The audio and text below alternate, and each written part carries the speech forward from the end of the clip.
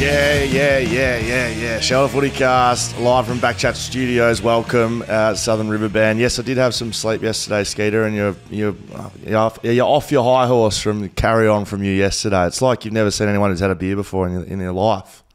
Hello, Schoey. Yeah, good to be here. Yeah, you were like a bear with a sore head yesterday. It's okay. We both had a couple. You were a bit later than me. That's fine. Fair enough. I just actually would like to. I'd like to get your relationship advice. Okay? Can you give me a bit just to kick us off? Perfect. A bit of relationship advice. I want this from you because you're a rounded man. You think closely about different issues. I just want you to say. So I got a friend of mine. Okay, who said to me on Friday.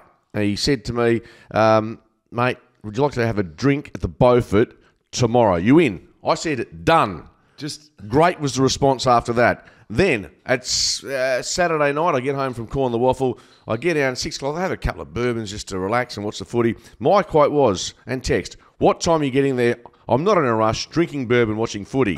The response from my so-called friend, I'm in Fremantle. Sorry, mate. And that was the end of our essential. So what would you do in that situation where you've teed up a drink with someone, then the night of, they've said, sorry, I've just gone to the other end of town? Well, we don't have a 3-hour podcast to break this one down. We don't need, you probably need 3 minutes or 3 seconds. And you've taken some out of there. That's fine. You've taken some liberties with the text messaging. That's fine. I'll give you that. But I think this might surprise you. I'm happy to fall on my sword for this one. I'm sorry, Skeeter, that I invited you somewhere and I went somewhere else. That's what happened. Is that yeah? Essentially on the Friday, you go, we're going to go to the Beaufort now. Are you in? I said, yeah, fantastic, done.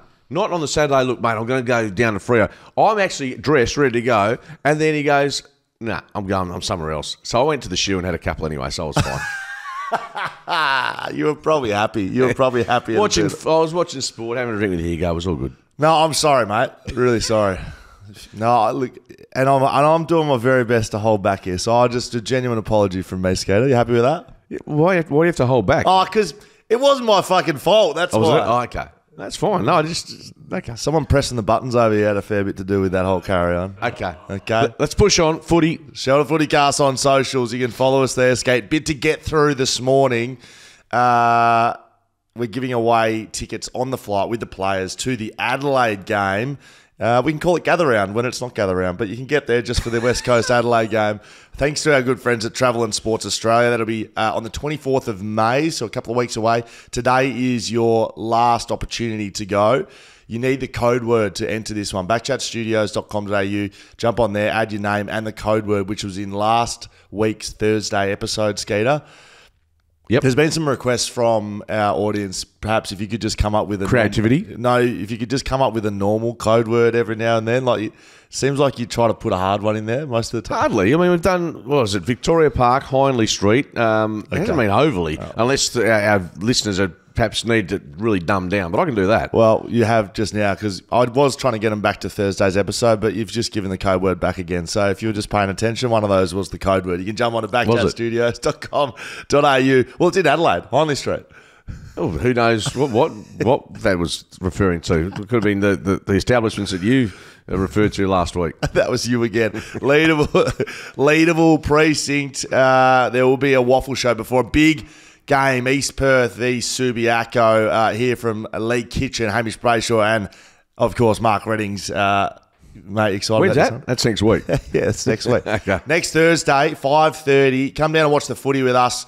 Western Bulldogs v Sydney. That'll be down there. I believe we've acquired a handball ring. So Dan is our man. Dan's our man, but I think Mark Reddings might be able to jump forward and put a few handballs through the ring. If you beat some of us in a game of handball, you might get a free beer as well. Come down, have some dinner, listen to the boys have a bit of a chat up on stage, and we'll get through that. So you can jump on backchatstudios.com.au and get some tickets to that one in our shop. They're just $10 to come down to that one, Skeeter. And the final one, Skeet, for our listeners in Melbourne, this week, Wednesday the 15th of May, Royston Hotel in Richmond.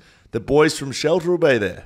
Wow. They're heading down. They're doing a tap takeover in Richmond from 6 p.m. onwards. So you want to get down there And if you got some BackChat or Shelter merch, you put that on. The boys have got some free beers down there for you as well. So that's at the Royston Hotel this Wednesday, 6 p.m. Head down. Go meet the lads from Shelter. They're putting some beers on down there. Yeah, sounds good. I'm just surprised we have listeners in Melbourne. That's another little expansion.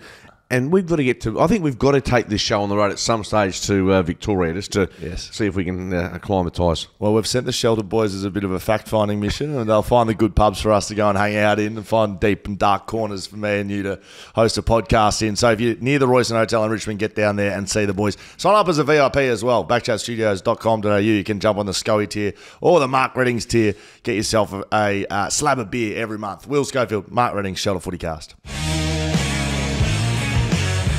Skeet, there was a little bit going on the weekend, a few issues I want to get through. Let's get with the head stuff first, right? So on Friday, when was Collingwood? Jeremy Cameron? No, Brodie Kemp. Kemp. Carlton. Okay, that was Thursday. Yeah, that was Melbourne Carlton. Yep. So the big dumping tackle, supposedly, that's how it was ruled by Van Rooyen in the pocket with scores level. Brodie Kemp, for mine, seemed to throw his head around. Was it Brodie Kemp? I don't know if it was. I'm pretty sure it was Kemp. Yeah. But look, I saw on social media there's a lot of accusations of him staging and diving. To be honest, I looked at the replay. I didn't see it that way. Now, whether the right decision was made from an umpiring perspective, I'm not sure. But do you agree with the fact that he was... I don't think he was staging. I just think it was a good tackle that probably wasn't rewarded. I think it's... yes, correct. Wasn't rewarded. But I think Brodie Kemp, if we take him out of it, I still think we're seeing a lot of this from players is searching for that free kick. I think we're going to push for either a free kick for doing it. Like if you're seen to be throwing your head back looking for free kicks and smashing your head into the ground deliberately, that's either got to be a free kick or we're going to get into the Jeremy Cameron thing. No, you got to get off and get your head checked. Go into HIA. If your head hits the ground, we don't know if you're concussed or not. Off you get. But the problem is, just going back to a free kick, we see it a lot of times, now, the 5-10 seconds afterwards on a replay, slow-mo. The umpires don't have that luxury, given sometimes the angle they're on. That's what I'm saying. And your premise is right. I think about the free kick could be given against... I think it's really tough for the umpires to adjudicate on that one. But I think what's got more relevance is if a player, his head hits the ground and there might be a hint of exaggeration in it, then that's one way to stop it, by sending them off for 10 minutes or 15 for that test. I think if we can roll into what happened with Jeremy Cameron in the Geelong game. 5 minutes ago, close game, 5 to 10 minutes to go against Port Adelaide down at home. Jeremy Cameron went up for a mark, comes down, clearly smashes his head into the ground. Now, whether or not he was unconscious, whether or not how he felt, that for me was a clear doctor needs to go out, doctor needs to get him off the ground, and they need to go through concussion protocols. Now, he's going to be missing the next game because they've reported delayed onset concussion. Is that just a convenient term? We don't know, do we, Skeeter? No, but it would seem to be... That would be a nice way to explain sort of all the circumstances, because I think in a tight game against a good team and your best forward hits his head, the club and the player, who needs to be saved from himself, wants to stay. They want him to stay on the ground. They want to win the game, yes. And then theoretically, this is not what we're saying happened with Geelong, but they could keep him out there. He could have an impact. And then say the delayed concussion comes into play. So I think it is a bit of an area that needs to be tightened up by the AFL, definitely. It's very easy to tighten this up, Skeeter. And I would say with the Brodie Kemp thing as well, independent concussion doctor, that their only role on game day is to look for players getting their head hit. And if they say your head was hit, you need to come off, you need to have a concussion test, that's it. No questions asked. You come off. You do the test. If you're good to go, out you get. But how long is this? Is it 15 minutes? Well, yeah. That's a long time in a game. But this is the point, Skeeter. I know it's a long time, but they're trying to protect their head. There is bigger issues here than 15 minutes in a game. That's what we're being told, isn't it? I mean, we're being told that this is a big issue. We're being told the long-term effects of this. And you see a hit like Jeremy Cameron, he's now concussed, but he's able to play in that game and have an impact. Now, they don't win, and we know that. But I just think the clubs, the players, everyone involved needs to be saved from themselves. And just like a score review or just like whatever else, the independent doctor, that's what they're looking for. If they see something, then bad luck. That's how it goes. Fair enough. No. Can't disagree? No, I'm not going to go to war with you on that. Okay, fair enough. Draw? Are we happy with it? I don't think. Look, we've had 2 now for the season. Look, I think from a broadcasting perspective, the extra time is appealing. But in the sense of, obviously during finals, it was a complete farce for many years where you'd have a drawn grand final and you come back the next week. I mean, get it decided in finals on the day. I think that's just a natural way to go about it. But during the home and away season, everyone yesterday, I stayed and watched the end of that and I thought, these players are just not knowing what to do. How many draws did you play on during your career? Yeah, a few. And would you have preferred to have played the extra 5 or 10 minutes, or you go, well, you know what, that's just the lay of the land? Well, we've been brought up to say that's the lay of the land and that's how footy goes sometimes. But I think we've got enough resources in the artillery now that we just play it out and get a result. 5 more minutes. I don't think that's going to affect broadcasters or. No, they want broadcasters by and large. Unless you're leading into news or something, they will keep their audience and in fact grow it, because I'll tell you, hey, Schoey, they're going to extra time. Yes. If you're not watching the footy, turn it on. There's a genuine attraction there. I don't think it'll happen, and I can't see it happening in the short term. This one's a sombre one, Skeeter, and it's something that's been discussed off the back of the Fremantle-Sydney game on Friday night. Should that game have gone ahead, given the effect that potentially had on players, given, I'd say a majority of the Freo players were quite close to Cam McCarthy and his death overnight before the game? Yeah, look, when I was calling the game and the aftermath of it, there was a caller or two come up and said that. I don't, and I say this with great sensitivity, I don't think the game should have been postponed. Obviously, if a player feels affected to that level, then they are taken out of the game, I think, and that's fine. No issues with that. We've seen this before, though, Skeet. Yeah, like Phil Walsh. Yeah, Phil Walsh. And to be fair, if Cam McCarthy was in the current playing group, I totally endorse postponing the game. He hasn't been at the club for a couple of years. I mean, there's going to be cases around footy clubs where you've got guys that you lose people, and it's a very tough week or a tough day. So, in my mind, I think they did the right thing to go ahead. In fact, Justin Longmuir said the issue didn't come across his desk. So, I didn't see a need for postponing the game. As I said, if Cam was a current player with Fremantle, absolutely. But under the circumstances, it was difficult, it was tough. But if the player concerned didn't feel up to playing, then I think, okay, take them out. No one's going to feel any ill towards that player. But I thought the decision to play the game was the right one. It's probably not similar to the head knock stuff, but it also is one that it's not something Freo could decide or players really. It's probably one that needs to be taken out of their hands. So if they're going to do it, the AFL has to come in and say, look, we think this is affecting too many players, or but. The biggest difference is between someone passing away, like a parent or a friend or of a player, where that player sort of is affected. The one player that is really affected, which happens a lot regularly. to be frank, and it's difficult. I've personally experienced it, but I've seen a lot of players do it. I think my teammates, Mick Nanui, lost his mum. I don't think he played that following week, and he had some time off from the club. Tom Barras of recent years lost his dad. Father Tony. So, and Tom Cole lost his old man before round 1 in 2018. So, it does happen quite a lot with individuals. But yeah, I guess the question is with a large amount of players, how that affects the playing group. Overall, I probably agree with you. Incredibly difficult situation, and they had to go ahead. And to be honest, maybe they were always going to lose or not perform at their best because of the way they were. And it's just a terrible situation. Yeah, absolutely. You're right. 100%. And individuals deal with it in different ways. I remember I lost my dad on I think it was a Thursday or Friday. I did a podcast within minutes of that and then worked at the footy that weekend. That was my way of sort of dealing with it. And then you have those moments after that where you flat as attack. So, no, thoughts with Fremantle. A really nice touch after the game and pre-game, but also with the bouquet of flowers taken by the captain and Nat Fyfe up to the goal square. So, yeah, it was a tough evening. That's not taking anything away from the way Sydney played, what they did, how they went about it.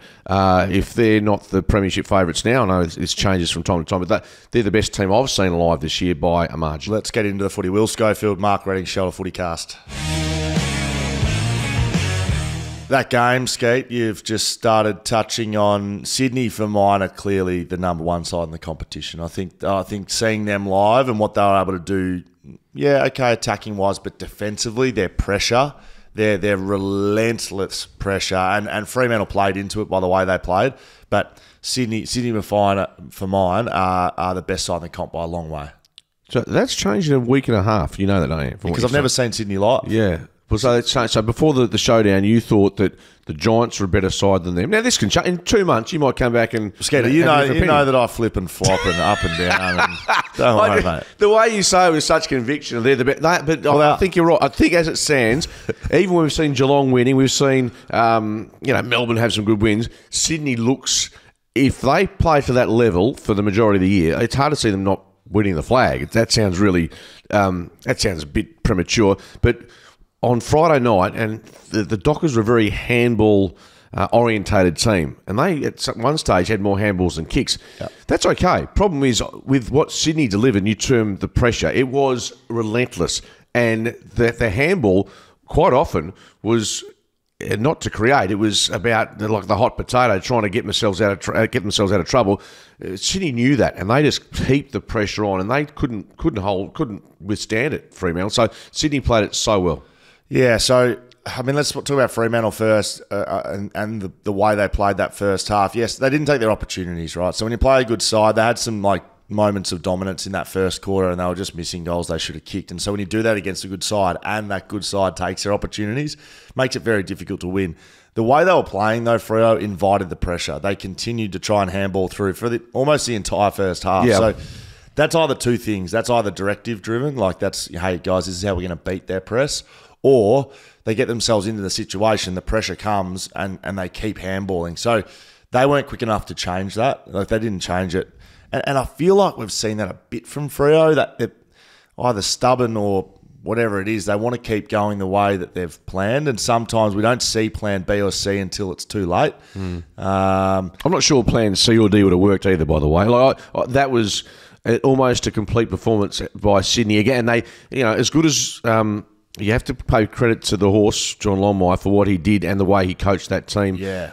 It was a really good performance. And you mentioned the opportunities they had, which is true, Fremantle, but also some of their moments, because of their perceived pressure or the real pressure, they weren't getting the same sort of looks that Sydney got. I mean, Sydney was so good on the slingshot, weren't they? Be able to transfer the ball, go up the other end and kick the goal. So they only had 5 more inside 50, Sydney. No, exactly. But then a lot of the metrics stood up for Fremantle, I think. They weren't stats-wise. Yeah, stats-wise, but the eye test, as we say now, the eye test said Sydney just, as I said to David Mundy on radio, I said, it looks like a good team up against a very good team. And that obviously with the conversion difference was massive. So Sydney absolutely dominated and won accordingly. Luke Jackson, with the injuries we've seen across Fremantle to start the year, has had a really difficult year, I think. He trained as a forward the entire pre-season, and then right before round 1, he comes in and he's got to be the solo ruck. He then gets going doing that. Sean Darcy comes back into the side and he needs to go and adapt to playing that in-out role. Just as I feel like they kind of were getting that going, Sean Darcy injured. He now solo ruck. Sydney won the hit-outs 41-13 in that one. Brodie Grundy gave him a lesson. Yeah, he was good. He was terrific, Brodie. And I think, look, the concern, look, Darcy's got this long contract, which is, he's a really good player. But he does get injured quite regularly. That's just a little seed of doubt in my mind about how durable he's going to be the older he gets, and playing in that position, which we know Ruckman. So, yeah, it was a difficult one for Jackson. I guess the big difference for me, watching that, and to sum up what I've seen from Fremantle to, say, Sydney, which we regard as premiership favourites, their midfielders are able to kick goals. Sydney's midfielders, whether it's Warner, whether it's Heaney, whether it's Goulden, they go forward and they kick goals, as opposed to Sarong, Brayshaw. and I need to ask you about Nat Fyfe, who has handballed so regularly this year, but on Friday night, it wasn't just his goal-kicking attempts which were baffling because he gave one off 25 metres out directly in front, but his field kicking he looks completely devoid of confidence in that area. I mean, so he had 6 kicks, one of them hit the target, right? So it's not like he had 20 kicks and no, but 3. Some of those kicks were... Yeah, no, I understand. Yeah. Kicking poorly. Look, and I'm sure he doesn't want to preface it with clearly very close to Cam McCarthy. Doesn't have anything to do with it because we had to go back 2 weeks and he would have 3 Brownlow votes, Skeeter. So absolutely. So and then he was effectively dropped or rested, right? And then he comes back. So I personally, I'm not going to buy into Nat Fyfe needs to be out and not saying that. I'm asking a question about his kicking. It clearly, but 2 weeks ago he was best on ground. Yeah, but by the same token, you're right, and that was here in Perth. It was 2 weeks ago. Yeah. My point is that he's kicking for goal. We know that that's an issue. Yeah. But now his field kicking as well looks a bit shaky. Now, whether that was just an off night, I'm just saying, because he's such a good player, we mark them harder. Yeah, yeah. And I'm not saying drop him by any means. It's just a question of how does he get that confidence in field kicking? It just doesn't look like it's comes as naturally as maybe it did in his halcyon years. I don't know. I don't think he's ever been a good kick. So, no. How do you win 2 Brownlows without being a good kick? Like Paddy Cripps, you wouldn't say his strength is his kicking, no, right? No. So, do you know what I mean? Matt Prittis, he couldn't kick over an eggshell. Yeah, correct. And he wasn't. He's kicking. They're in the side for their stoppage work, their clearance work, their leadership under the umpire's eye. They're tackling. They're hard. They're clean. All of that stuff. So. To me, the Fyfe stuff doesn't really worry me that much. He's not in the side to be drilling 40-metre passes through the middle of the ground. No, but he's trying to hit. He missed a bit. It wasn't great. Wasn't a great night. Just before we move on, John Longmire, mate. So tag Clark, right? Brilliant decision. Yeah, and they paid attention to Hayden Young in the midfield. You know, whether or not it was a tag or not. Why? And I heard Xavier Ellis speak about this. Couldn't nail it more. And he speaks about it because he played with taggers. I played with taggers. Mark Hutchings, our premiership year, he tagged out the best player every week. What? Nothing frustrates me more. Why are we? What? Liam Duggan went to Nick Dacos at the start of the third quarter and ran with him, and he didn't touch the ball for at least 10 minutes, and then they dropped it, and he had 8 touches in that quarter. Why? I don't understand why teams are that stubborn and that. I don't know, is it happy with themselves, that bullish on their own system that they can't go and shut down an important player for the opposition? So GWS have had it the last couple of weeks with Lockie Whitfield. Teams have done it. And it takes away a massive part of the game. Luke Ryan and Jordan Clark, they work together so well in that back line, transitioning the ball out. You take one of them apart, they had nothing. They had no ability to rebound the ball by foot because James Jordan went and shut down Jordan Clark. And I thought it was great coaching, and I have no idea why other clubs don't do it. Yeah. Well, I suppose, have they got a player that, not too many have got the Cameron Lings and the Ryan Crowleys and guys like that, but as you said, every team has them, mate. Every team has a player on their list. Well, Liam Duggan I would identify as a natural tagger. No, but it's not physical. Every player on the West Coast list could tag someone. It's whether you want to or not. You want to sacrifice your game to win? That's what a tagger is. That they have the ability to go, you know what? I don't need 30 touches. I'm going to stop my man. That's how I'm going to get rewarded. Mark Hutchings is a ball winner. He's an inside bull. He played at Waffle. Did he win a Sandover, Hutchie? No. Close enough. Won a premiership with West Perth. Inside bull midfielder. And he looks at the team and he goes, okay, Luke Schoey, Elliot Yeo, Jack Redden, Dom Sheed, I'm not getting a game doing that stuff. How do I do it? I sacrifice my game. I think it's part coaching, part players, and then part the player themselves. Do you want to win, or do you want to have 30 touches? It's not hard. It's unfashionable. It's like being the night watchman in cricket. No one wants to come in and face the heat, but eventually it's required. Your teammates like them though. You like that bloke that wants to go and put the pads on and cop bounces out in the middle late in the day. Yeah, correct. West Coast defeated by Collingwood by absolute strong margin. Look, this one ended up 66 points. Collingwood barely scored in the second half. They kicked 4 goals or something in the second half. They didn't really put the foot to the floor. And it was almost like a stalemate where the Eagles didn't want to get blown out the water completely, and Collingwood were content to sit on a lead. It felt that way. I know that wasn't the case, but I think the Eagles were just trying to hold the dam from breaking. Yeah, I heard Adam Simpson speak in his press conference after it. He talked about the positives that, in years gone by, that would have been a 200-pointer like against Sydney effectively, and, that's a positive. Look, they got completely destroyed in the midfield. At stages, it was sort of 15 clearances to 2 or 3. Collingwood kicked 7 goals from centre bounce in the first half, which is just extraordinary club numbers. record. Yeah, no doubt. I was wondering where it actually sat, but it was a bloodbath from the middle, from the get-go. We had strong discussions yesterday on 6PR around the ruck situation at West Coast. I don't think the ruck situation has too much to do with it. Was Elliot Yeo not in that midfield making such a big difference? Across the board, that the midfield got destroyed by Collingwood. Yeah, and Collingwood missing, you talk about Yeo, Waterman, etc., and they lost Petruccelli and McGovern early, so the Eagles had a few themselves, but the depth of Collingwood was what impressed me yesterday, and you're right, the midfield group, the ruckman issue, hopefully Flynn comes back in the next few weeks and addresses that issue, but most of the better players for the Eagles were in their defensive half. I've got decent concerns with West Coast's injury list right now. And feels like we've done this for 2 years. But if you look at it, Jeremy McGovern with no Yeo out there is their best player. So he's gone. Yeo's not there. Waterman, gone. Oscar Allen, not there. Petruccelli's been playing a role, but he's going to be out for a while now.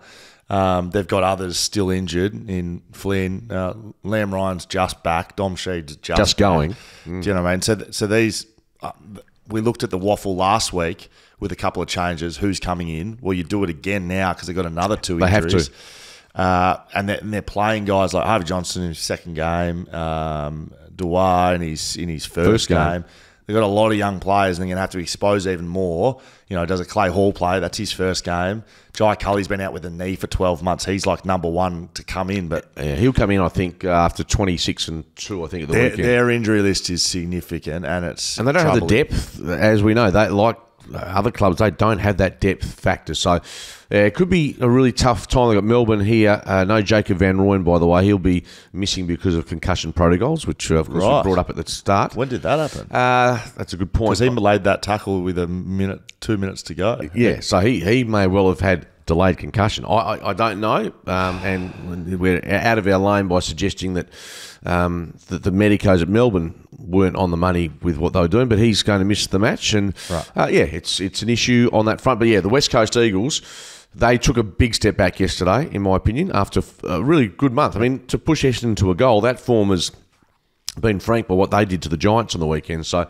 yeah, it's been disappointing for Simo and the Eagles. I mean, 66 points. Lucky it wasn't 100. I mean, that's a mentality that's Eagles supporters have got at the moment. We could have been worse. Collingwood lost 2 players in the first quarter, so they didn't have 2 players on the ground. They were down a rotation for the entirety of the game, effectively, and they lost Bytel as well. So it's not like Collingwood were... I think Collingwood's game style is back. The way they're defending now makes their offense look a lot better. But I agree. I think that was a step back for West Coast, definitely in the way that they've competed. It was just uncompetitive, especially that first half. Now, I don't know exactly what they did change in the second half, but they certainly, wrestled momentum back at least. They win the last quarter. But it felt like Collingwood were just like, get us off Marvel Stadium. We don't like playing there. Let's get out of the dome and get back to the MCG by the end of it. Yeah, it was a pretty long and hard watch. Will Schofield, Mark Redding, Shelter FootyCast. Carlton defeat Melbourne Thursday night by 1 point. This one tightened right up late, and Carlton seems like they know how to win. They just don't know how to win by 6 goals. They want to make these ones tight as possible. It's been something like the last 10 games, 8 of them have been by under a goal or something like that. Ridiculous behaviour by Carlton, but they end up getting it done. Carlton were leading by 38 points, 7 minutes to go, 7 minutes into the third term. So this is a big comeback by Melbourne in the end, but they don't have enough to go. Christian Petrarca was strong for Melbourne, and he seems like he's the guy that when they need something to happen, they just go, Christian, put your cape on, please, mate. He kicks 5 goals, a little bit as a forward. Demons kicked the last 4 in the last 10 minutes of the game. Sam Walsh was prolific in his way he went about it. It was a good game in the end. Yeah, and Melbourne, I mean, you just don't give a team a 6-goal start like they did, and they they flew home, and Carlton were trying to save the game as opposed to have a comfortable buffer at the end of the game. So it's thrilling, and they had their chances, Melbourne, late, with a couple of moments in the last minute and a half. But, I think it was it Maxi Gawn who again bobbed up and kicked a late goal, and Petrarca's his performance, one of the best individuals I think we've seen this season in a regular home and away game. Chera's done a hammy, so that'll be 3 weeks. That's a decent injury to Carlton, but they're finding ways to win. If you're going to think about a side that's done this sort of this sort of play of late, it's been Collingwood in late games. No matter what happens, they find a way to win, and at some stage, that whole Collingwood rhetoric that was running around was, they're not going to be able to do this forever, and they just kept doing it. I think Carlton's getting into those areas. Yep, they've got a huge task, though. They've got Sydney this week, so big game. Big game. I think the 8's set for what it's worth. I think is Freo in there right now? No, Collingwood are in there off the back of their win yesterday. Freo won't play finals. You've heard it here first. From I just don't. I think that's what you're saying. Oh well, yeah. That's what I think. I think Collingwood doesn't leave the 8, and I think Fremantle. They'll look back on that gather round, that 2-week period for mine, as being what potentially has cost them a spot playing finals. I'm not as bullish as you. I think they've still got opportunities. Yeah, of course. We're only 9 rounds. They've lost 3 games. Yeah, 2 of those at the gather, and they could have won both. And then the Derby. I've got. Oh, sorry, they've lost 4, haven't they? Yep, the Derby, which I'm not sure what happened there. Sydney, I'll put as a mulligan, but there's a bit of a pattern with the Derby and the Sydney game for mine. They didn't take their opportunities, and they didn't change the way they were playing. So they'll need to somehow get that into their game, be able to adapt to the game a bit better for it. But yeah, I've got them still within a chance, but you've written them off completely. No, I think the 8 is set. That's what I said. Yeah, that sounds like you've completely written Freo off. Oh, well, just put your nuts on the line. Well, they're not winning the flag, obviously. We're not talking about that. I think the top 8 is set. Right. Okay, if you don't think they are, which team do you think might drop out? Why is it so? Who will drop out? Why can't I get you to say Fremantle won't play finals? Okay, Fremantle won't play finals. Thank you very much, Skeet. Look, I don't know. I don't know if they can or not. We've still got a bit of merch lying around though. So. Warby time. Geelong defeated by Port Adelaide, of course, 101-95. Port jumped out to a big lead in this one, which you don't see much down at GMHBA Stadium, the home of the Cattery. 8 goals in the first quarter to Port, and it was always going to be difficult to bring them back. They led by 49 points in the second quarter, but Geelong, as they do, found a way back into the game and just did not get out of it. And once again, my big prediction of Tom Hawkins having a huge day in front of the home crowd in his milestone game. Maybe it's next week. So maybe he wasn't happy with the draw. Maybe it wasn't a milestone one. Maybe next week's the milestone. Up in Darwin. That's what he said on Thursday night. In fact, will he play in Darwin? That's the question. He had 7. Oh, that's right. He might have to, though, because Cameron's out. That's right. So he had 7 touches in goal, the big Tomahawk, and they lose. They're not quite going at the moment in Geelong. It's a bit uncharacteristic from them to give up such a big lead. Port Adelaide, on the other hand, big win. Like, I reckon in footy, regardless of how Geelong's going, they're going well. Beating Geelong in Geelong is the biggest win you can have in footy as a side. Being able to travel there, it's so unique. It's so different to any other trip you do. You get to the airport and you get another hour drive down Geelong. We love Geelong. Don't worry, we love Geelong. Shout out to all our Geelong listeners. But it's different. It's very different to playing in Melbourne, and to win there, huge for Port Adelaide. Yep. Look, they're saying first time since 2007. They've only... Was it? Yeah, but they play there more often than Collingwood. Collingwood's played there, I think, 3 times in the last. Yeah. So the numbers are a bit misleading, but yeah, it's a huge win for them, and they did it with off the back of a pretty poor effort in the showdown. Yeah. Ollie Wines was pretty good with no Rosie out there. He had 33 touches. Jason Horne-Francis, I thought close to best on ground for Port Adelaide. Willie Rioli. I just said this at the start of the year. This may be my only thing that I'm going to keep pushing down people's throats, other than hamstrings of 3 weeks. Willie Rioli to be All-Australian small forward. He was very good in this one, Skeeter. Had about 8 shots on goal, 4 of those to Willie Rioli. Big one. So Geelong lose a milestone match. I think, just putting it on the table earlier, I think next week is the milestone game. That wasn't the milestone game. Is that all right? No, that's fair. I'll take that. You reckon he'll be rested up in Darwin? Do you think Torkins will play? Because they've been speaking about that because they want him to play the milestone game at KP, at Kardinia Park. So I know they've got a couple of tall forwards running around in the VFL. So Chris Scott strikes me as the sort of guy that'll just roll the dice and not play either of them and think, we'll just system-based it and they might get done by 10 goals up there. Who are they playing in Darwin? Gold Coast. Oh, God. So they could lose that. Jeez, Gold Coast, man. They are a frustrating team to watch. Hawthorn defeats St Kilda. Schoey's roughie of the week gets up again, Skeeter. Don't worry about that. I'll pick this one. Didn't I? Hey. Hey. I did. You also said Fremantle will be knocking over Sydney anyway. All these things. Did I? Yeah, you did. Did I? Yeah, of course you did. No.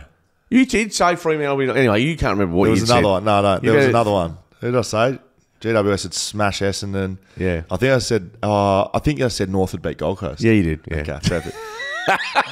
Said Hawthorn and beat St Kilda though. Let's talk about the ones I got right. Rowan Marshall big in the ruck, 35 hit outs, 28 disposals. Only the fourth player ever to have 20 hit outs, 20 contested possessions, and he had 20 of something else as well. And and Nick Nananui is one of them. Max Gawn is another. I think Brodie Grundy is the other. It was a pretty impressive game from the big fella. Absolutely. But in saying that, Lloyd Meek had 46 hit outs. So Rowan Marshall has 35. Pretty good day. Lloyd Meek, 46, and he was good and competitive. 8 tackles and a goal from the big fella. Hawthorn, they're finding a way to win at the moment. They are, and St Kilda just kicking 7 goals again. And Ross, the boss, has trotted out some... Not excuses, but he brings up not being able to get messages out to the players. And, I mean, at the end of the day, they're just not kicking enough goals and they're not getting results against teams they should. They've put it this way, they played finals last year. They're not playing finals this year. They look like they've gone backwards this season. Well, they have gone backwards. Why would that be? Don't know. What would the reason be? Is your list style? Is your list? They've had they've had injuries. Yeah. But a lot of clubs have, put their hand up for that. But is there a list that should be playing finals? I say no. So did they overachieve last year? I think yes. Did they have a little sugar hit? With Ross coming? Perhaps, yeah. Look, I think they surprised everyone by playing finals last year. Because, I mean, what do they have? They've got a pretty good back line, I would say. Battle and Wilkie and Dougal Howard down there. They've got some decent defenders. They've got... And then their running defenders are good. So Sinclair's good. At times Sinclair plays there. He's been through the middle. Nazai Wanganeen Malira is very good. Bonner looks pretty good back there. So I'd say that's a good back line. It's a decent back line, yeah. Midfield, Jack Steele. He's a good player. Windhager up and coming. Yep. They haven't played Crouch. I don't know if he's back in the team, but he was dropped certainly. Weren't even playing him. And the ruck, so Ron Marshall's one of the better ones in the comp. Yes. We've got King in the attack. We've got Membry there to help out. Brad Hill. Brad Hill has been very good this year. So I would say that midfield's not the worst in the comp. No, it's not. Forward line? Well, as I said, King? They're not getting Max King's... He's a gun, but he's not playing well. No. And Membry's, I suppose, their second best forward. Is their forward line their issue? Or is it game style? Well, that list to me seems good enough to win AFL games. Yeah, 7 goals again against Hawthorn, just not cutting the mustard. And the heat's been on Luke Beveridge the last few weeks. I think it might just turn to St Kilda for a bit right now. There's a few in media that think that people don't like turning the blowtorch on Roscoe. Our friend Kano thinks that's the case. People don't want to turn it on Ross. Why? They're just because he was in the media for a couple of years. Yeah, got a lot of mates and maybe gets looked after a little bit. Okay. Yeah. It does happen. If you're sitting next to, say, a coach. If I was sitting next to any coach, I'd tell them how good they were. In the box, when you're doing media work and then they go and coach, and you've formed those relationships or certainly enhance them. I can understand that happening, but Kano's probably summed it up reasonably well. Hawthorn, they're going okay. They're going, and they wanted to because they were, and look, they had injuries at the start of the year as well, but no, Sam Mitchell's got them moving. Will Day, big in for them, I reckon. He just adds a bit of class around the footy, and he's going okay. Essendon defeat GWS. I would like to start with, I think it is now safe to pick Essendon. I believe I think they might be a good side, Skeeter. I've seen it. I've seen it. I told you, I'm not picking them until they can be pickable, and they're pickable. Okay. And who are they playing next week? I bet you they'll lose after I've said that. Who are they playing? Essendon. That's a good question. Essendon. North Melbourne. Oh, they'll be pick them. We can pick them. Pick them. Well, not just that. I think they're playing finals. In fact, given what I've just said, I'm sure they're playing finals. Top 4. Is it beyond the realms? Well, where are they now? They're third with how many wins? 6.5 wins. We know winning a final's been an issue for Essendon over a long period of time. But at this stage, when they're third position, they're game and a half inside the top 8, North Melbourne to come, they've been in pretty good shape. And Brad Scott's done a terrific job for them, you'd have to say. And they were in trouble early against the Giants. They trailed by 3 goals or plus in the first quarter, but they really managed to work their way back into the game and won well in the second half. They completely overwhelmed the Giants. Pretty sure Giants last time they played, they won by 126 points. Is that right? In Sydney, yeah. Wow. So that's a decent turnaround. 140-point turnaround. Well, I think as good as Essendon are, the question mark now goes, what's happening at the Giants? It was Callum Ward's 300th. Yeah. Toby Green's been, I think, by and large, down on his output. What's happening with the Giants? They are a long way off what they produced at the back end of last year. So sides have clamped Lockie Whitfield the last 2 weeks. I think similar to Jordan Clark at Fremantle, he provides a lot of run to them. Whitfield isn't in the side to defend, he's in the side to attack. So, GWS are a good side. So teams are now looking at them and how do we shut down their strengths? How do we take away the keys to what they do? We hear a lot about the Orange Tsunami and people think that is attacking. When you win the footy back and they run in waves, to them it's actually the way they defend. So I think perhaps they're not defending as well as they could be right now. That usually is what you need to look at first. Everyone thinks, they've scored 62 points. They mustn't be taking their opportunities with ball in hand.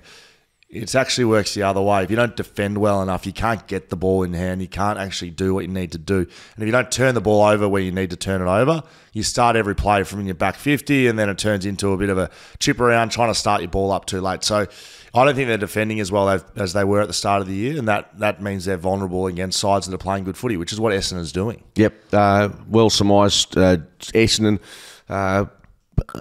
The best improved side of 2024. Their forward line. Listen to their goal kickers. Kyle Langford, 4 goals. Matt Guelphy, 3 goals. Jake Stringer, the package, 1 goal, 2. What's Davy's first name? Elwyn, isn't it? Yeah, Elwyn Davey, a goal. Nick Hind, a goal. Archie Perkins, a goal, who I like. He had 20 touches on the weekend. Redmond, a goal from the back line. That's a bit of a no-no for me, but we'll take it. That's a complete mash-up forward line. There's no... Did you mention Peter Wright? Did he kick a goal? Not that I... Either way, he's in that forward mix. But you're right, it's not a... Cole Langford's such a good shot on goal. Peter Wright had Jack Buckley on him all day, so you can mind him for kicking no scores whatsoever. Yeah, so they've done well, haven't they? Just to find ways to hit the scoreboard. And I tell you what, there's a very latent but big group of Bombers supporters around the country feeling... a lot better about life at the moment. I had a few of our listeners and fans, Essendon fans, just letting me know that Essendon might be pickable now over the weekend. Skeet, don't worry about that. Richmond defeated by Western Bulldogs. Richmond are the worst side in the competition by a long way. They lose by 91 points to Western Bulldogs. Oh, man, by so far. Richmond are cooked. Yeah, don't eyebrow me. Sorry. Just you'd not seen a team from North Melbourne going around at the moment? No. Richmond are that much worse than North Melbourne. Send them both. No, if Richmond played North next week, Richmond might lose by 10 goals. They are cooked, mate. And it's another 3 injuries on the weekend as well. Morris Rioli, they've got an injury list. Talk about injury list. They've got an injury list. Yeah, and Adam Uze, always going to be one of the toughest jobs in football coming in to take over at a club that's won 3 flags not so long ago. Yes. Players have been to the buffet. They've had their bellies full, and now you're going, right, I want you to try and rebuild. I mean, Dusty's just going to get to his 300, isn't he? Yes. And then whether he retires or goes and plays up on the Gold Coast, it just seems like it's a really tough sell for the Tigers at the moment. Yeah, absolutely. Spoke to a couple of people at the Western Bulldogs. Not that they were nervous coming into this one, but they realised the opportunity they had here coming. They needed to win, clearly. And they did that convincingly. Yeah, correct. So, I don't know how much we need to get into it. Adam Treloar had 41 touches. Ed Richards is a pretty good player too. Sam Darcy, people are excited about him, aren't they? Yeah, he's good. When you think of the surplus to requirements on that forward line, Jamara Ugle-Hagan having re-signed. Darcy's just emerging week by week as probably their best forward in many ways. And then you got Norton, alongside him, and it means Lob's going to be playing in another club in 2025. Who's the best forward out of that? Well, Norton probably that number one on the pecking order, but Sam Darcy's absolutely become a threat. I saw a stat somewhere that at the time of playing, and this is completely irrelevant to this game, I'm just looking at the ladder for the next 5. West Coast have only played one side under 12th at the time of playing. Do you know what I mean? So not right this second, but when they play, only for the year, one side under 12th on the ladder. Wow. Is that? So people are saying don't throw the baby out with the bathwater type areas for West Coast. Does that surprise you? They've had a tough run. Yeah, it seems strange given how many wins they had last year. Right. So over the next 4-5 weeks, they play Melbourne here. Then they play Adelaide, who are 12th, St Kilda, who are shite at 14th, North Melbourne, who are shite that following, and then they play Essendon, who are the best side in the competition now, apparently. So maybe West Coast can get some wins. I don't know. There you go. That's Bulldogs win they had to have, and finally the heat will go off Luke Beveridge for the moment. Gold Coast defeating North Melbourne at Darwin. What a game this was. I mean, seriously. Please don't mind my lack of attention, but I did not see 1 second of this. Not 1 second. Couldn't even tell you. I couldn't care. 120 to 52. Wow. Brilliant stuff. Slippery, was it? I don't know. Duke Miller, 29-1. He was good. Was he? Did you enjoy this one as well? I didn't see much of it. Okay, let's move on. Anyway, Sam Clohessy, I think 2 goals, 23 touches. Clohessy, we like him. Yeah. Good dream team player. Yeah, that's about all this is good for. If he walked walked down Beaufort Street, I wouldn't be able to identify him. And look, what about Luke Davies, Uniac? 35 disposals and a goal, and they lost by 68 points. Right. They have been putrid north, and you still think they'd beat Richmond by 10 goals. So it just shows you the worst teams in this competition. The gulf between the best and the worst is as great as it's ever been. Adelaide, Brisbane to finish us off with a draw yesterday, Arvo. There was a few chances late as well. Charlie Cameron had a couple of chances to connect. There was Jordan Dawson. By Jordan Dawson there late. He sprayed it. He's kicked a lot of late goals for mine, Jordan Dawson. He sort of seems like a guy that pops up and does the right thing. So he'd be disappointed to do that. And it finishes in a draw and everyone's sort of standing around not knowing what to do. Yeah. Heard Chris Fagan talking up the fact that that's not a bad result for the Lions. Did he? Yeah. Why's that? Well, because Adelaide's beaten Carlton recently, they've beaten Port Adelaide, so he thinks that they're a pretty good side. Which, I suppose right. you just put out the public info that you want, out there. Are Brisbane making finals? Well, you've had them winning 6 in a row as of last week, so you said they were going to go on a run, make the finals. I think I said undefeated, which I'm still technically correct. I think I'm technically correct, Skeeter. Oh, yeah. You had them going on a run of 6 anyway, which were undefeated, which you're probably still... Well, yeah, I still stand by. Like Richmond, Hawthorn, Bulldogs, St Kilda are the next 4. So they're winning 4 of those. So are they going to make finals? No, I don't know. I think there'll be one team that comes out of the 8 right now. Well, okay, who will it be if you think that's the case? I don't know. Well, hang on. I'll tell you who it won't be. Can I do that? And then maybe... Yeah, okay.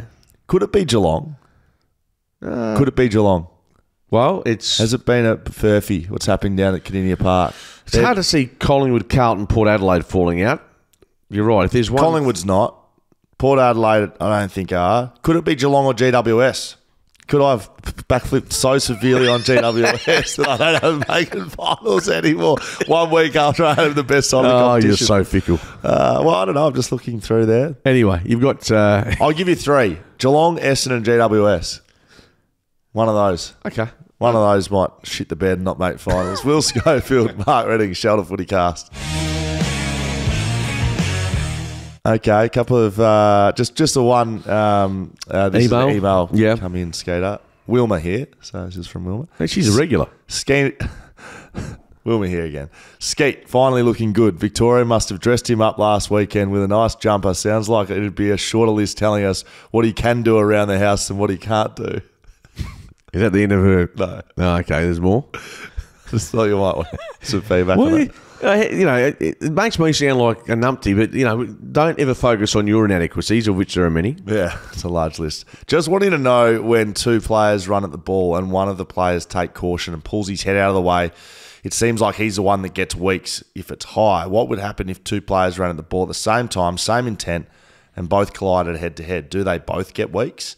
Seems like the player that pulls out to protect himself is the unlucky one that gets weeks. And this circumstance is relative to Toby Green and those sorts of 50-50 hits. One protecting, maybe not pulling out, but one protecting themselves, one with poor technique. Well, let's get really relevant. Let's get right to yesterday. And you and I were watching this, and it was unusual because it was Jack Darling. Now, he cannoned into the head of a Collingwood player who escapes me. Bytel?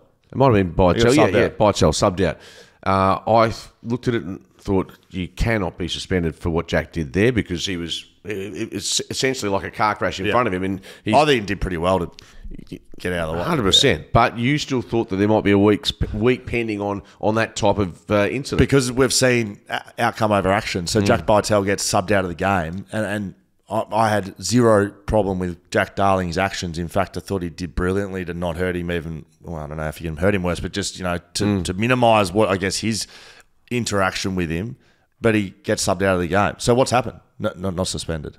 No, I don't know. Nothing through yet from the match review officer that I have Did that come through? Surely that's done already. It'll be through this morning, I suspect. But yeah, it was more a case of if that's where we're at.